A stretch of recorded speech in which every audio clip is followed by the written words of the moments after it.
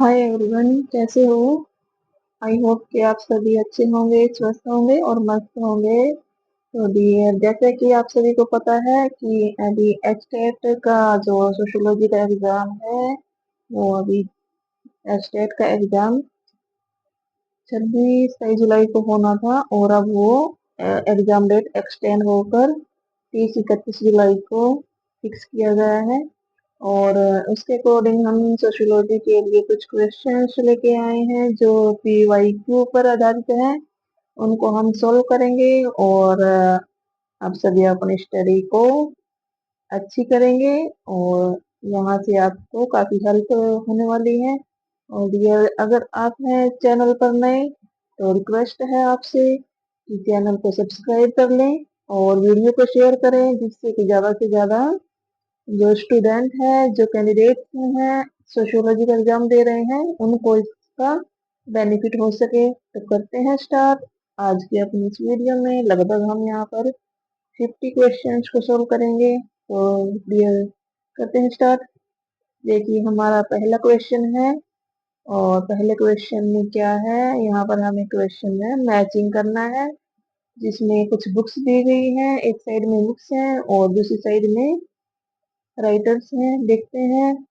पहला है human society. Human society का जो लेखक थे वो कौन थे?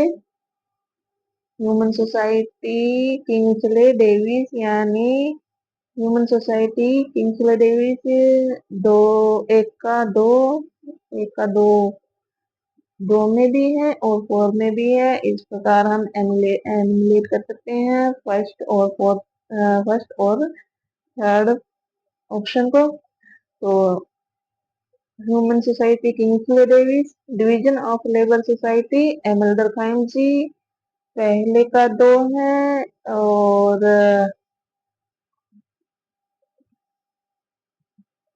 और सॉरी, ये human society Kingsley Davis option B में है। बी सोसाइटी, सोसाइटी किसके द्वारा लिखी गई थी? ये लिखी गई थी मैकाइवर एवं पेज के द्वारा। तो पहले का दूसरा और दूसरे का फोर्थ, तो ये है फोर्थ ऑप्शन में। तो राइट आंसर हो गया option number 4। Division of labour society Emile Durkheim ji की है। और sociology a guide to problem and literature, ये है टीवी बोटोमोर जी की। चलिए, नेक्स्ट क्वेश्चन है, कार्ल मार्क्स के द्वारा दिए गए निम्नलिखित समाज के कर्म को व्यवस्थित कीजिए। तो इसका राइट आंसर होगा, तो पहला क्या आएगा, जो इसका क्रम है, सीक्वेंस क्या है, कार्ल मार्क्स द्वारा जो समाज का सीक्वेंस दिया गया था वो क्या था? सबसे पहले आता है आदिम समाज। आदिम समाज ऑप्शन में थर्ड में दो में भी है और फोर्थ में भी है। फिर आता है एशियाई समाज, और फिर आता है प्राचीन समाज, और फिर आता है सामंतवादी समाज। तो इस प्रकार राइट आंसर हो गया ऑप्शन नंबर 4।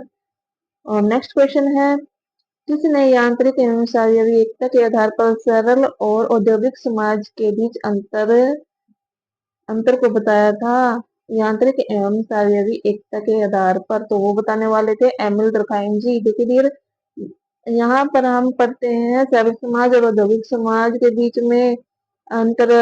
कई बार यहाँ पर डाउट हो जाता है, बच्चे क्या करते हैं, वो हर्बर्ट स्पेंसर के साथ चले जाते हैं। लेकिन यहाँ पे देखना है यांत्रिक एवं शारीरिक एकता के आधार पर सरल समाज और औद्योगिक समाज के बीच अंतर करने वाले कौन थे? वो थे एमिल डरखाइम जी। नेक्स्ट क्वेश्चन है, निम्नलिखित में से कौन सा एक युग्म है जो सही मैच नहीं करता है? देखिए, शारीरिक एकता देने वाले थे दुर्खीम, ये सही है। परिवर्त्य प्रतिमान परिवर्त्य यानी पैटर्न वेरिएबल्स देने वाले थे पार्सन्स जी, ये भी सही है। आत्म दर्पण का सिद्धांत आत्म दर्पण दर्शन का सिद्धांत देने वाले थे सूर्य। आत्म दर्पण का सिद्धांत देने वाले थे जी। व्यक्तिवादी प्रकार्यवाद, ये रॉबर्ट के मर्डर नहीं थे। हमारा राइट आंसर हो गया ऑप्शन नंबर 4। नेक्स्ट क्वेश्चन है, निम्नलिखित में से कौन सा समुदाय का तत्व नहीं है? देखिए डियर, इसमें हम की भावना पाई जाती है, निश्चित भूभाग पाया जाता है, आत्मनिर्भरता होती है, लेकिन सांस्कृतिक भिन्नता नहीं होती, वहां पर सांस्कृतिक एकता पाई जाती है। इस प्रकार हमारा राइट आंसर हो गया option number 4, option number 3। Clear. Next question है, अंत्य समूह और बाहरी समूह की अवधारणा किसने दी थी? ये देने वाले थे ग्राहम समनर जी। एकदम इजी सा क्वेश्चन और ज्यादातर पूछा जाने वाला क्वेश्चन। और नेक्स्ट क्वेश्चन है, प्राथमिक समूह की अवधारणा कौन देने वाले थे? प्राथमिक समूह की अवधारणा देने वाले थे C.H. पुले जी। नेक्स्ट क्वेश्चन है, निम्नलिखित में से कौन सी एक प्राथमिक समूह की विशेषता नहीं है? देखिए प्राथमिक समूह की विशेषता पूछी है, कौन सी नहीं है? नित्य होती है, छोटा आकार होता है, संबंध स्वयं साध्य होते हैं, लेकिन संबंधों की लघु अवधि नहीं होती। ये प्राथमिक समूह की विशेषता नहीं है, तो राइट आंसर हो गया ऑप्शन नंबर 4।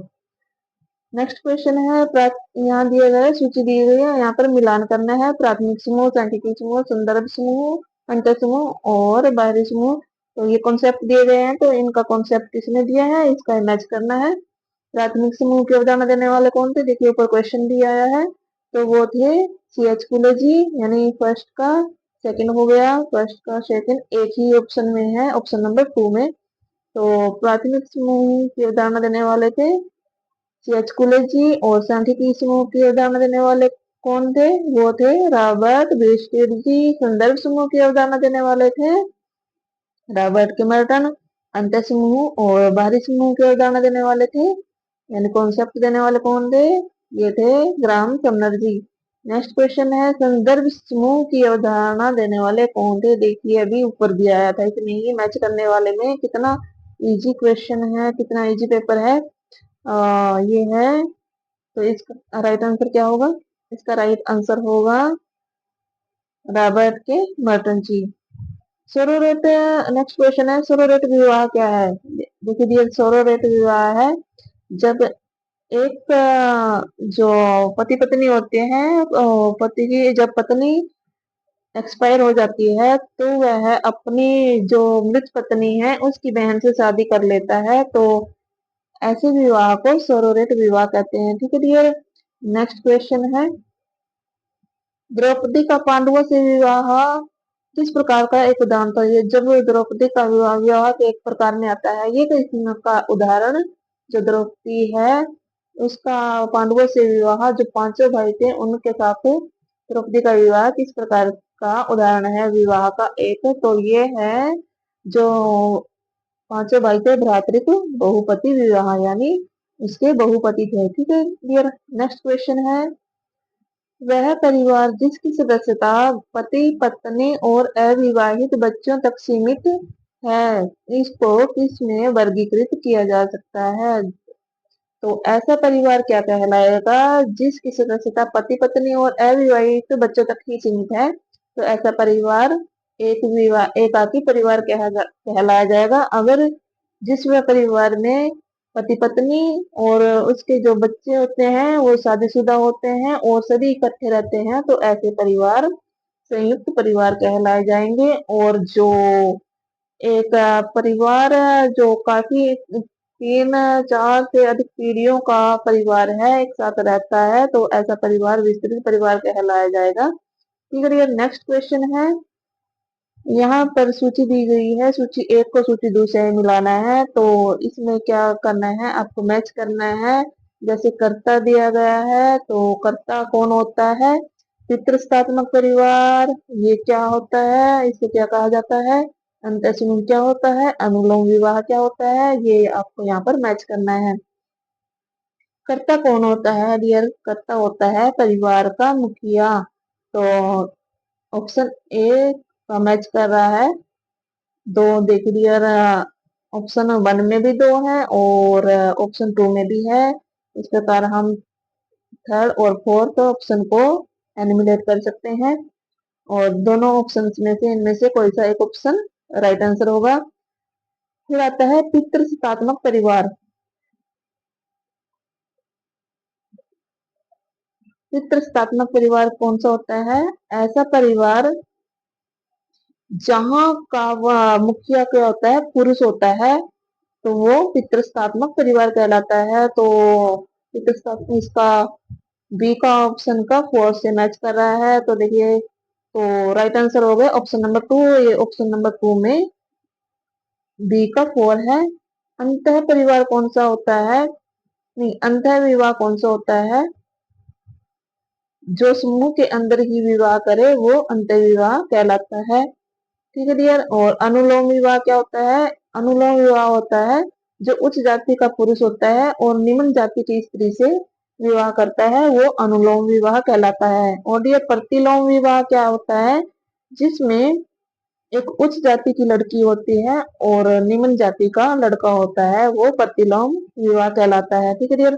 और जो ये प्रतिलोम विवाह है, इसको समाज द्वारा मान्यता प्राप्त नहीं है। ठीक है डियर, राइट आंसर हो गया हमारा यहाँ पर ऑप्शन नंबर 2। नेक्स्ट क्वेश्चन है, ये भी सूची दी गई है, कुछ अधिनियम है, उनका मैच करना है, कौन सा अधिनियम किस वर्ष में आया था। तो दीदी यार देखते हैं, दहेज निरोधक अधिनियम कब आया था, ये आया था 1961। तो ए का 4। और हिंदू विवाह अधिनियम आया था 1955 में। हिंदू उत्तराधिकार अधिनियम आया था 1956 में। और घरेलू हिंसा अधिनियम आया था 2005 में। तो इस प्रकार राइट आंसर हो गया ऑप्शन नंबर 4। ठीक है। नेक्स्ट क्वेश्चन है, धर्म को पवित्र और अपवित्र के बीच अंतर के आधार पर किसने परिभाषित किया था। यानी धर्म का जो पवित्र अपवित्र के बारे में बताने वाले कौन थे, वो थे एम एल दरखाइन जी। राइट आंसर हो गया ऑप्शन नंबर 4। नेक्स्ट क्वेश्चन है, धर्म जो है वो जन समुदाय के लिए अफीम का काम करता है, ये कहने वाले कौन थे, ये कहने वाले थे कार्ल मार्क्स जी। जादू, धर्म एवं विज्ञान में क्या समानता पाई जाती है। जो जादू है और धर्म है और विज्ञान में, उनमें क्या समानता पाई जाती है। देखिए, अवलोकन एवं प्रयोगात्मक। देखिए, जादू में ऐसा कुछ नहीं है कि वहां पर अवलोकन किया जाता है, कुछ किया जाता है, या फिर कुछ प्रयोगात्मक वहां पर कार्य होता है, ऐसा कुछ नहीं है। मानव प्राणियों पर समान प्रभाव, ऐसा कुछ नहीं है डियर कि जादू, धर्म एवं विज्ञान से जो है मानव प्राणियों पर समान प्रभाव पड़े, ये भी हमारा गलत हो गया यहाँ पर। अति प्राकृतिक के प्रति अधिष्ठापन, ऐसा भी कुछ नहीं है कि अति प्राकृतिक जो चीजें हैं उनके प्रति अधिष्ठापन की कोई अवधारणा है। लेकिन यहाँ पर अज्ञात के प्रति अधिष्ठापन, जादू, धर्म एवं विज्ञान सभी में क्या होता है, अज्ञात के प्रति अधिष्ठापन की जो है अवधारणा पाई जाती है। तो राइट आंसर हो गया ऑप्शन नंबर 3। कौन सा सिद्धांत धर्म, नेक्स्ट क्वेश्चन है, कौन सा सिद्धांत धर्म की उत्पत्ति से संबंधित नहीं है। तो दिया यहाँ बताना है, धर्म की उत्पत्ति से संबंधित कोई सिद्धांत दिए गए थे, उनमें कौन सा यहाँ पर मैच नहीं खाता है। देखते हैं, जीव सत्तावाद आता है, टोटमवाद भी आता है, प्रकृतिवाद भी आता है, लेकिन सामाजिक समझौते का सिद्धांत धर्म की उत्पत्ति से संबंधित नहीं है। तो राइट आंसर हो गया ऑप्शन नंबर 4। नेक्स्ट क्वेश्चन है,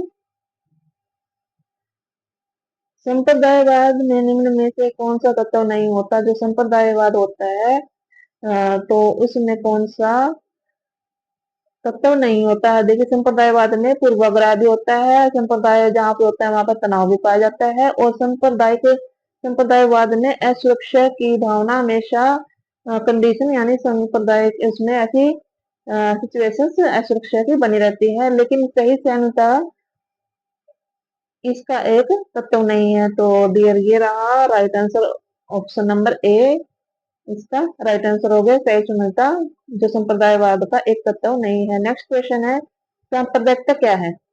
देखिए, सांप्रदायिकता के बारे में बताना है कि सांप्रदायिकता क्या है।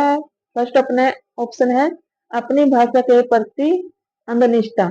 ओनली नहीं, सांप्रदायिकता किससे रिलेटेड है, पहले तो ये देखो आप, सांप्रदायिकता धर्म से रिलेटेड होती है, तो इसमें भाषा के प्रति अंधनिष्ठा इस प्रकार का कोई बात नहीं आती। समग्र समाज के प्रति निष्ठा की भावना, ये तो समग्र समाज के प्रति निष्ठा हुई होगी, ऐसा कुछ नहीं है। देशभक्ति बीच में नहीं आता, लेकिन अपने ही धर्म के प्रति अति निष्ठा की भावना, क्योंकि इसमें सांप्रदायिकता में क्या होता है, कि इंसान सिर्फ अपने ही धर्म के प्रति अति निष्ठा रखता है, उसके प्रति भावना रखता है। वो सोचता है कि मेरा ही धर्म सर्वोच्च है, मेरे ही धर्म के प्रति सबसे सर्वोच्च है और इससे ऊपर कोई नहीं है।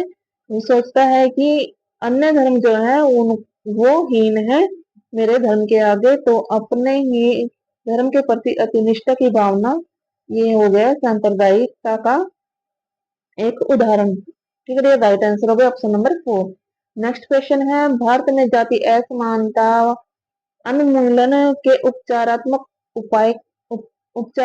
उपाय कौन कौन से हैं? जो भारत में जाति असमानता है उसको दूर करने के लिए, उन्मूलन का मतलब होता है कि उसको खत्म करना, जाति असमानता को खत्म करना यानी उसका उन्मूलन करना। तो कौन कौन से इसमें उपचारात्मक है? शिक्षा भी आता है, अंतरजातीय विवाह यानी जो इंटरकास्ट मैरिज होती है उसको प्रोत्साहन देना, जाति शब्द का कम से कम प्रयोग करना, ठीक है डियर, और आर्थिक समानता को प्रोत्साहन देना, ये भी आई थिंक जातीय असमानता को।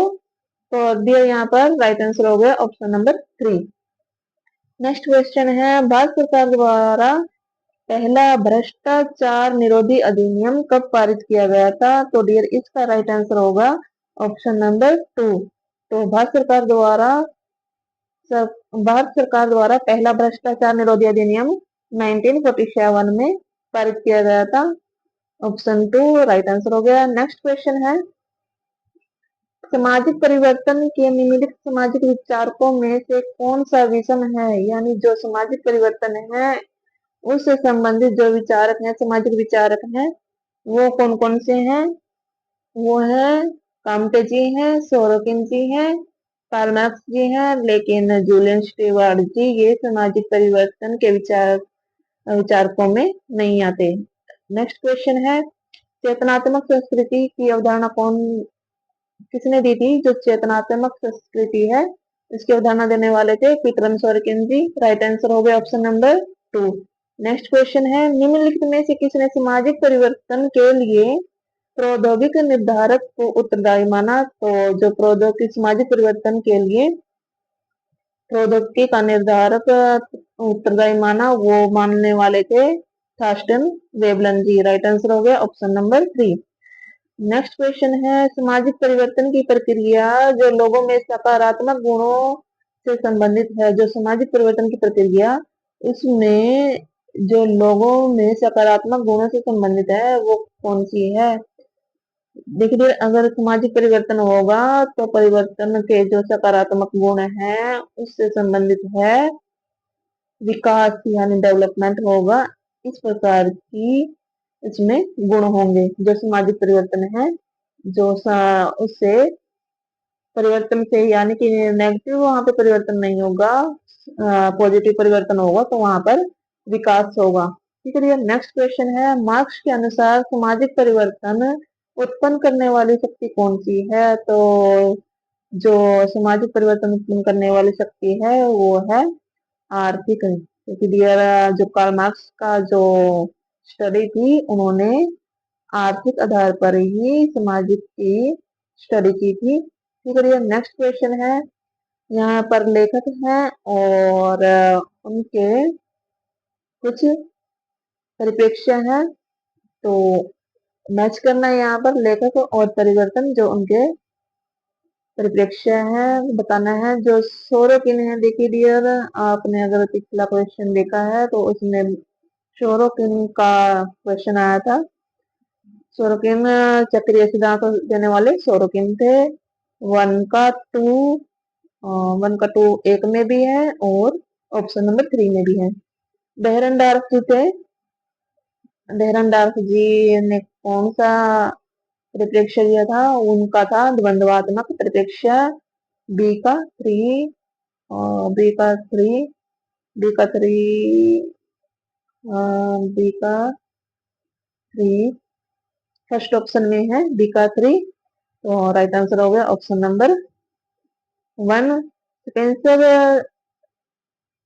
स्पेंसर ने कौन सा प्रोस्पेक्ट दिया था? उनका परिप्रेक्ष्य था विकासवादी और दुर्खिम का जो परिप्रेक्ष्य था वो था संरचनात्मक प्रकार्यात्मक। ठीक है भैया। नेक्स्ट क्वेश्चन है, निम्नलिखित में से कौन सा एक संस्था का सही अर्थ को बताता है? संस्था के सही अर्थ को बताने वाला इनमें से कौन सा एक कथन है? देखिए डियर, यहाँ पर ऑप्शन नंबर है, एक स्थान जहाँ अनेक व्यक्ति कार्य करते हैं। ऑप्शन नंबर 2, एक कार्यालय परिसर जहाँ अनेक महत्वपूर्ण कार्य होते हैं। एक संगठन जो महत्वपूर्ण कार्य में संलग्न है। ऑप्शन नंबर 4, अंतर संबंधित लोकाचारों और रूढ़ियों का योग। ऑप्शन नंबर 4 नहीं है। इसका राइट आंसर हो गया ऑप्शन नंबर 3, एक संगठन जो महत्वपूर्ण कार्यों के लिए संगठित किया गया है, उनमें अपने कार्यों के लिए संलग्न है, यानी उसमें अपने कार्य वो महत्वपूर्ण कार्य को कर रहा है। ठीक है। नेक्स्ट क्वेश्चन है, धर्म, विवाह, परिवार और जाति किसके उदाहरण हैं? जो धर्म है, विवाह है, परिवार है और जाति, ये किसका उदाहरण है?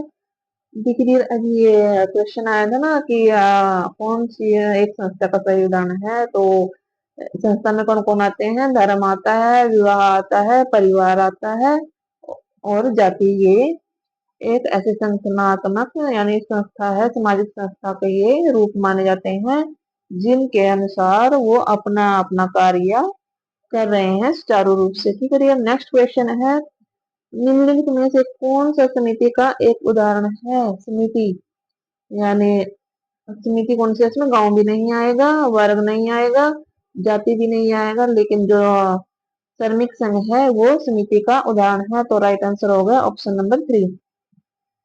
नेक्स्ट क्वेश्चन है, निम्नलिखित में से कौन सा समिति का लक्षण नहीं है? समिति का लक्षण नहीं है ये बताना है आपको। लोगों का एकत्रीकरण नहीं है, निश्चित उद्देश्य का होना, ये समिति में होता है, निश्चित उद्देश्य होता है, वैकल्पिक सदस्यता होती है।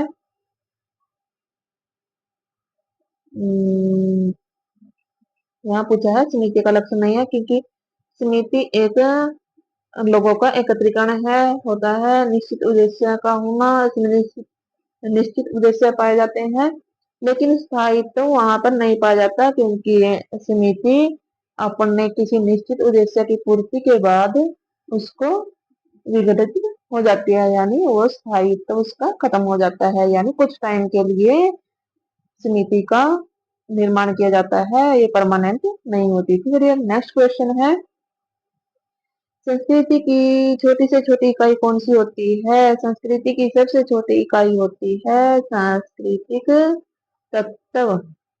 उसके बाद आता है सांस्कृतिक संकुल, फिर आता है सांस्कृतिक प्रतिमान और फिर आते हैं सांस्कृतिक क्षेत्र।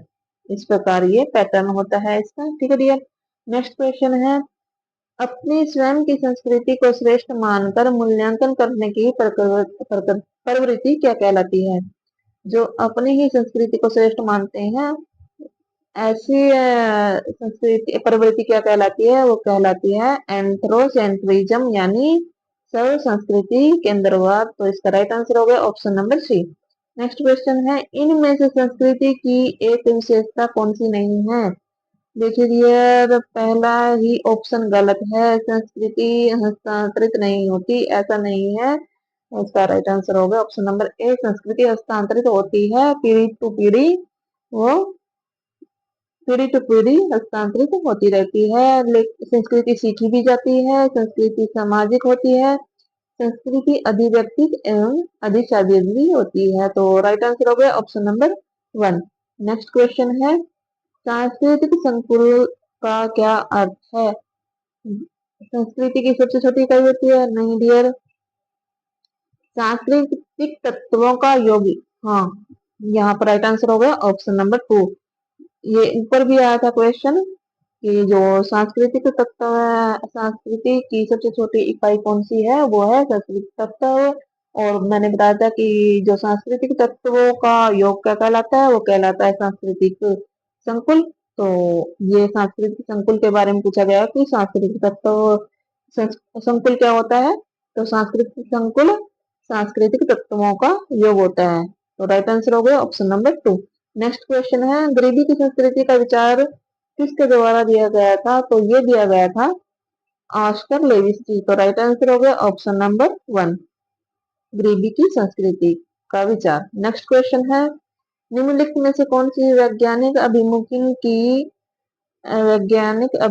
की विशेषता नहीं है? यह मूल्य, ऑप्शन क्या क्या है? यह मूल्य मुक्त अध्ययन है, क्या है का अध्ययन करता है, सार्वभौमिकता इसमें पाई जाती है, विषय परिकता पाई जाती है। तो इसका राइट आंसर होगा ऑप्शन नंबर ए, यह मूल्य मुक्त अध्ययन नहीं होता, यह मूल्ययुक्त अध्ययन होता है। ठीक है, नेक्स्ट क्वेश्चन है, समाज शास्त्रीय परिप्रेक्ष्य का कौन सा एक आधार नहीं है? समाज शास्त्रीय परिप्रेक्ष्य का कौन सा एक आधार नहीं है? तो इसका राइट आंसर होगा ऑप्शन नंबर 4 की पूर्वाग्रह है, इसका एक आधार नहीं होता है। समाज शास्त्रीय परिप्रेक्ष्य जो होता है उसमें चर होते हैं, तथ्य होते हैं, अवधारणाएं होते हैं, कॉन्सेप्ट वगैरह, फैक्ट्स होते हैं, वेरिएबल्स होते हैं, और जो पूर्वाग्रह है वो नहीं होता। तो राइट आंसर हो गया ऑप्शन नंबर 4। नेक्स्ट क्वेश्चन है, समाज के अध्ययन में अगस्त काम्टे ने किस परिप्रेक्ष्य का उपयोग किया था? जो समाज शास्त्र का अध्ययन किया था अगस्त काम्टे जी ने, उसमें उसने किस परिप्रेक्ष्य का उपयोग किया था? वो किया था प्रकार्यात्मक परिप्रेक्ष्य। ठीक है, नेक्स्ट क्वेश्चन है, यह एक वैज्ञानिक की प्रशिक्षित आंखों द्वारा घटनाओं, स्वरूपों और प्रक्रियाओं को देखने का एक ढंग है। तो ये क्या कहलाता है? जो एक वैज्ञानिक की प्रशिक्षित आंखों द्वारा पर घटनाओं, स्वरूपों और प्रक्रियाओं को देखने का एक ढंग है, वो क्या है? क्या वो आदर्श प्रारूप है? नहीं। क्या वो मूल्य है? नो। क्या वो परिप्रेक्ष्य है? इनमें डाउट हो सकता है, परिप्रेक्ष्य और सिद्धांत। तो इसका राइट आंसर हो गया, किस परिप्रेक्ष्य में वो देखते हैं उसको। ठीक है डियर, तो इसका राइट आंसर हो गया ऑप्शन नंबर 1। सामाजिक संरचना की सबसे छोटी इकाई क्या होती है? जो व्यक्ति होते हैं, व्यक्ति से ही तो समाज बनता है, और समाज में रहकर जो वो कार्य करते हैं, रिश्ते नातेदारी निभाते हैं, और उसके अकॉर्डिंग सामाजिक संरचना स्थापित होती है। ठीक है, तो सबसे छोटी इकाई कौन सी है? व्यक्ति है। व्यक्ति होंगे तभी तो समाज बनेगा और सामाजिक संरचना का निर्माण होगा। तो नेक्स्ट क्वेश्चन है, निम्नलिखित में से किसने प्रकट और अप्रकट प्रकार्य की अवधारणा का प्रतिपादन किया? यानी जो प्रकट अप्रकट देने वाले कौन थे? वो थे Robert K Merton ji. Right answer हो गया ऑप्शन नंबर 2। नेक्स्ट क्वेश्चन है,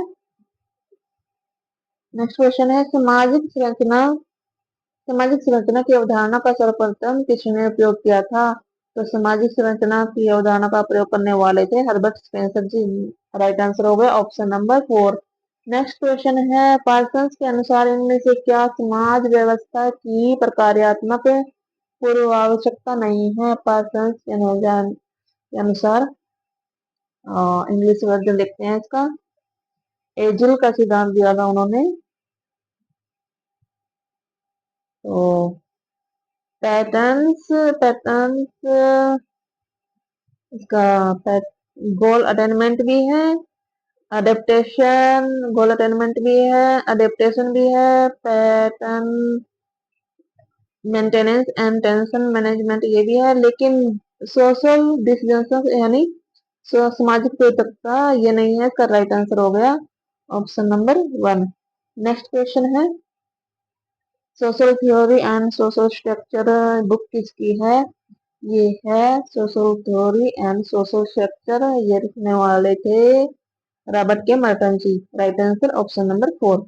कौन सा प्रदत्त परिस्थिति का उपयुक्त उदाहरण है? इसमें प्रदत्त परिस्थिति बतानी है जो हमें जन्म से प्राप्त होती है, जिसके लिए हमें कोई स्ट्रगल नहीं करना पड़ता, जिसके लिए हमें कोई स्ट्रगल नहीं करना पड़ता, कोई मेहनत नहीं करनी पड़ती, वो हमें ऑटोमेटिकली जन्म से ही प्राप्त होती है। तो अध्यापक के लिए हमें मेहनत करनी पड़ती है, प्रधानमंत्री के भी लिए हमें मेहनत करनी पड़ती है, कलरक बनने के लिए भी, लेकिन एक पुत्र ये एक जन्म आधारित परिस्थिति के रूप में आती है। ठीक है डियर, राइट आंसर हो गया ऑप्शन नंबर 2।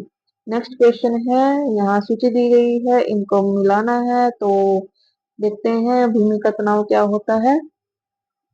ये डियर, भूमि का तनाव, भूमि का तनाव क्या होता है, जो एक अपनी भूमिका अपेक्षा अनुसार भूमिका निभाने में जब कठिनाई आती है कि दूसरे लोगों की जो अपेक्षा है हमारी भूमिका से, उसको निभाने में व्यक्ति कठिनाई अनुभव कर रहा है, तो वो भूमिका तनाव का उदाहरण आएगा। और भूमिका संघर्ष में क्या आता है कि जब एक समय में ये दो तरह की भूमिका निभाने की जब एक व्यक्ति से मांग की जाती है, तो वो उस काम को सही ढंग से करने में समर्थ नहीं होता है, तो ऐसी कंडीशन में वो भूमिका संघर्ष वहां पर उस भूमिका संघर्ष का वो फेस करेगा। ठीक है डियर, नेक्स्ट है भूमिका संक्रमण। यानी भूमिका संक्रमण क्या होता है, एक ही भूमिका से दूसरी भूमिका में परिवर्तन करना, यानी एक भूमिका को छोड़कर दूसरी भूमिका निभाना, वो भूमिका संक्रमण में आता है। और भूमिका श्रृंखला क्या होता है, एक सामाजिक परिस्थिति से जुड़ी अनेक भूमिकाओं का संग्रह। यानी जब आप एक सामाजिक परिस्थिति से जुड़े हुए हैं और उसी परिस्थिति से जुड़ी हुई अनेक भूमिकाओं को आप निभा रहे हैं, तो वो भूमिका श्रृंखला की सूची में आता है। तो इस प्रकार राइट आंसर हो गया भूमिका तनाव। भूमिका तनाव, भूमिका अपेक्षा अनुसार भूमिका निर्माण में कठिनाई। तो इसका राइट पहला का ऑप्शन नंबर 2 हो गया। पहले का ऑप्शन नंबर 2, पहले का ऑप्शन नंबर 2 ये ऑप्शन नंबर 3 में है। राइट आंसर हो गया ऑप्शन नंबर 3। ठीक है डियर, नेक्स्ट क्वेश्चन है, परिस्थिति समूह की अवधारणा किसने दी थी। जो परिस्थिति समूह की अवधारणा देने वाले थे वो थे Robert K Merton ji. Right answer हो गया ऑप्शन नंबर 1। आज का लास्ट क्वेश्चन है, निम्नलिखित में से कौन सा प्रदत्त परिस्थिति का संकेत करता है। प्रदत्त परिस्थिति, क्या वो कानून है। पीछे भी क्वेश्चन आया था प्रदत्त परिस्थिति के बारे में, क्या वो कानून है, क्या एक ग्राम पंचायत है, क्या एक विवाहित व्यक्ति है, क्या एक महिला है। देखिए डियर, यहाँ पर राइट आंसर हो गया ऑप्शन नंबर 4, एक महिला, इसका राइट आंसर हो गया। तो डियर, ये थे आज के कुछ क्वेश्चंस। मिलते हैं अगले कुछ क्वेश्चंस के साथ। डेली हम एचटेट एग्जाम है जब तक 50-50 क्वेश्चंस यहाँ पर सॉल्व करेंगे, और इससे आपको काफी हेल्प होने वाली है। और देखिए डियर, पीजीटी का सोशियोलॉजी का एग्जाम है, तो एचटेट में इस लेवल के ही क्वेश्चन वहां पर देखने को मिलेंगे। ठीक है डियर, कुछ पीवाईक्यूज करेंगे और कुछ वन लाइनर क्वेश्चन करेंगे, जिससे आपको काफी हेल्प होगी और आपका जो जो लेवल है वो काफी अच्छा होगा, सुधार होगा, और आप एग्जाम फाइट करने में सक्षम होंगे। ठीक है डियर, आई होप कि आपको ये वीडियो अच्छी लगेगी और आपको इससे बहुत ही बेनिफिट होने वाला है। तो मिलते हैं अब नेक्स्ट वीडियो में, तब तक के लिए बाय बाय, टेक केयर। और अपनी स्टडी को दिन दुगनी रात चौगुनी कर दो, जिससे कि आपका एग्जाम क्लियर हो जाएगा।